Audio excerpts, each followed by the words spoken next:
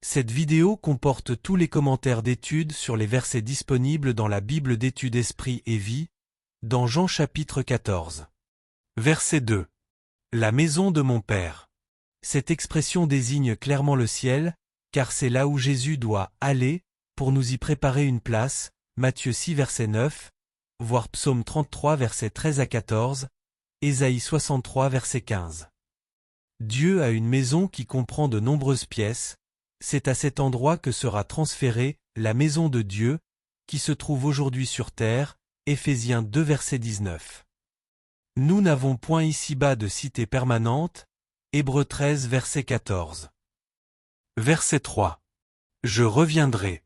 Premièrement, aussi vrai que Christ s'en est allé au ciel, il quittera la présence de son Père pour venir chercher ses disciples et les emmener avec lui au ciel, voir note précédente, voir chapitre 17 verset 24, dans le lieu qui leur a été préparé. Telle était l'espérance des chrétiens du Nouveau Testament, et telle est l'espérance de tous les croyants d'aujourd'hui. Le dessein ultime qui se rattache au retour du Seigneur est que les croyants puissent être avec lui pour toujours, voir l'article intitulé La résurrection des corps, et celui sur l'enlèvement. Deuxièmement, les paroles « Je vous prendrai avec moi » concernent l'enlèvement au cours duquel tous les croyants vivant sur terre seront tous ensemble enlevés, sur des nuées, à la rencontre du Seigneur dans les airs, et ainsi ils seront toujours avec le Seigneur, 1 Thessaloniciens 4 verset 17. Troisièmement, la venue de Christ pour ses fidèles leur permettra d'échapper à l'heure de la tentation, future qui viendra sur le monde, voir Luc 21 verset 36, note 1 Thessaloniciens 1 verset 10, note 5 verset 9, Apocalypse 3 verset 10, note.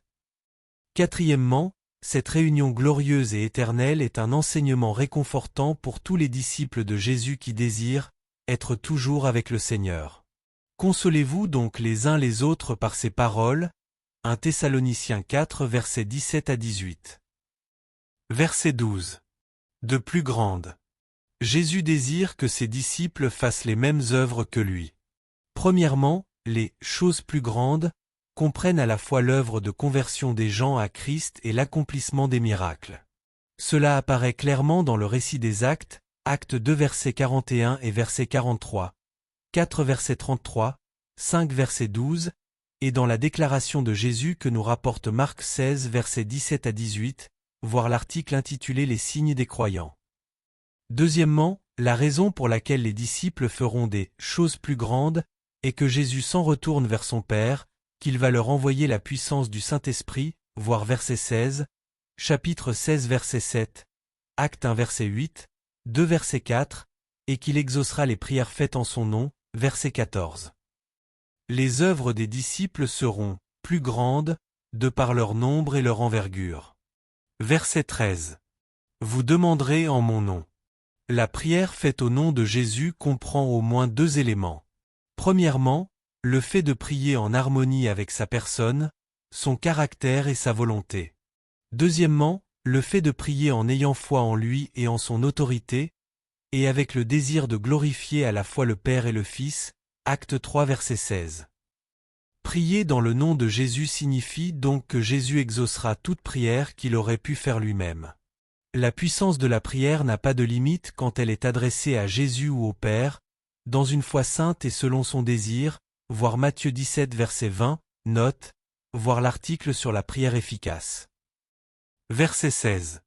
Je prierai le Père. Jésus demandera au Père de ne donner le Consolateur qu'à ceux qui l'aiment véritablement et qui sont attachés à sa parole. Jésus utilise ici, verset 15, le présent « si vous m'aimez », mettant ainsi l'accent sur la nécessité d'une attitude constante d'amour et d'obéissance. Verset 16. Un autre consolateur. Jésus appelle le Saint-Esprit un « autre consolateur ». Le terme « consolateur » est une traduction du grec parakléto, qui signifie littéralement « celui que l'on appelle à ses côtés pour recevoir de l'aide ». Il s'agit d'un terme riche en signification. Il signifie consolateur, aide, conseiller, avocat, intercesseur, allié et ami. Le terme grec traduit par « un autre » est talon, qui signifie « un autre du même genre » et non hétéro, qui signifie un autre d'un genre différent. En d'autres termes, le Saint-Esprit assure la continuité de ce que Christ a fait lorsqu'il était sur terre.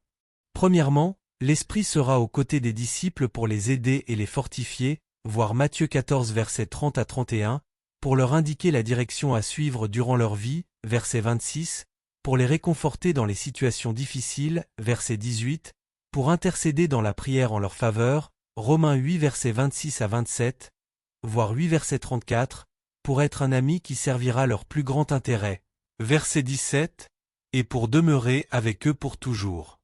Deuxièmement, le mot paracléto est associé au Seigneur Jésus dans 1 Jean 2 verset 1. Ainsi, Jésus est notre aide et notre intercesseur dans le ciel, voir Hébreux 7 verset 25, tandis que le Saint-Esprit est notre aide, qui habite en nous, et notre intercesseur sur terre, Romains 8 verset 9 et verset 26. 1 Corinthiens 3 verset 16, 6 verset 19, 2 Corinthiens 6 verset 16, 2 Timothée 1 verset 14. Verset 17. L'Esprit de vérité.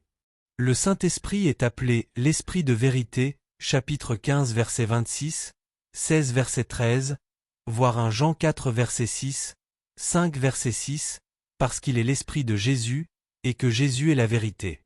En tant que tel, il rend témoignage à la vérité, chapitre 18 verset 37, éclaire tout ce qui a trait à la vérité, expose le mensonge, chapitre 16 verset 8, et conduit le croyant dans toute la vérité, chapitre 16 verset 13.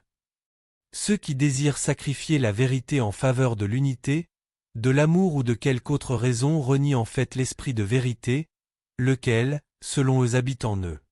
L'Église qui abandonne la vérité abandonne le Seigneur.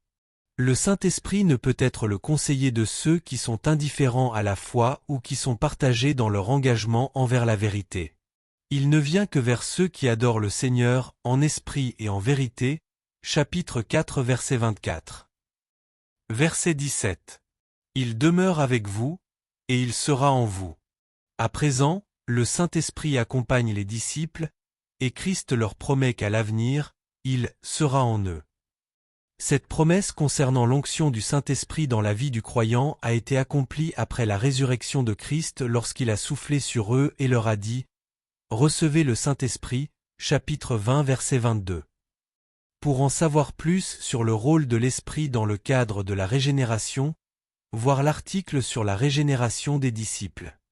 Verset 18. Je viendrai à vous. Jésus se révèle lui-même aux croyants obéissants à travers le Saint-Esprit qui est la manifestation de la présence personnelle de Jésus dans la vie de celui qui l'aime, verset 21. L'Esprit nous fait prendre conscience de la proximité de Jésus et de la réalité de son amour, de sa bénédiction et de son aide. Il s'agit de l'une des premières tâches de l'Esprit. Le fait que Christ vienne à nous par l'intermédiaire de l'Esprit doit nous encourager à répondre dans un esprit d'amour, d'adoration et de dévotion. Verset 21. Celui qui a mes commandements. Ceux qui veulent hériter la vie éternelle n'ont pas le choix, ils doivent obéir aux commandements de Christ, chapitre 3 verset 36, 14 verset 21 et verset 23, 15 verset 8 à 10 et verset 13 à 14, Luc 6 verset 46 à 49, Jacques 1 verset 22, 2 Pierre 1 verset 5 à 11, 1 Jean 2 verset 3 à 6. Premièrement, l'obéissance à Christ, bien que n'étant jamais parfaite, doit cependant être authentique. C'est un aspect essentiel de la foi qui sauve, qui découle de notre amour pour lui, verset 15, verset 21 et verset 23 à 24, voir Matthieu 7 verset 21, note. Celui qui n'aime pas Christ mais qui tente d'obéir à ses commandements tombe dans le légalisme. Deuxièmement, à la personne qui aime Christ et qui s'efforce d'obéir à ses commandements de manière constante, le Seigneur promet un amour et une grâce particuliers, ainsi que sa présence intérieure, voir verset 23. Verset 23. Nous viendrons, nous ferons notre demeure chez lui. Ceux qui aiment vraiment Jésus et obéissent à ses paroles feront l'expérience de la présence immédiate et de l'amour du Père et du Fils. Le Père et le Fils viennent habiter dans la vie du croyant par intermédiaire du Saint-Esprit, voir verset 18, note. Il convient d'observer que l'amour du Père est conditionné par notre amour pour Jésus et notre fidélité à sa parole. Verset 24. Celui qui ne m'aime pas. Ceux qui n'obéissent pas aux enseignements de Christ n'ont pas d'amour particulier pour lui, et sans amour pour Jésus, la vraie foi qui sauve ne peut exister. 1 Jean 2 versets 3 à 4. Dire que les gens conservent leur salut même lorsqu'ils cessent d'aimer Christ et commencent à vivre dans l'immoralité, le blasphème, la cruauté, le meurtre, l'ivrognerie, etc., est en contradiction directe avec les paroles de Jésus à propos de l'amour, de l'obéissance et de la présence intérieure du Saint-Esprit. Verset 26. L'Esprit Saint. Le Consolateur est identifié ici comme étant l'Esprit Saint. Pour le chrétien du Nouveau Testament, la chose la plus importante à propos de l'Esprit, ce n'est pas sa puissance, Acte 1 verset 8, mais sa sainteté. Sa sainte personnalité, ainsi que la manifestation de cette dernière dans la vie des croyants, voilà ce qui importe le plus, voir Romains 1 verset 4, Galates 5 versets 22 à 26.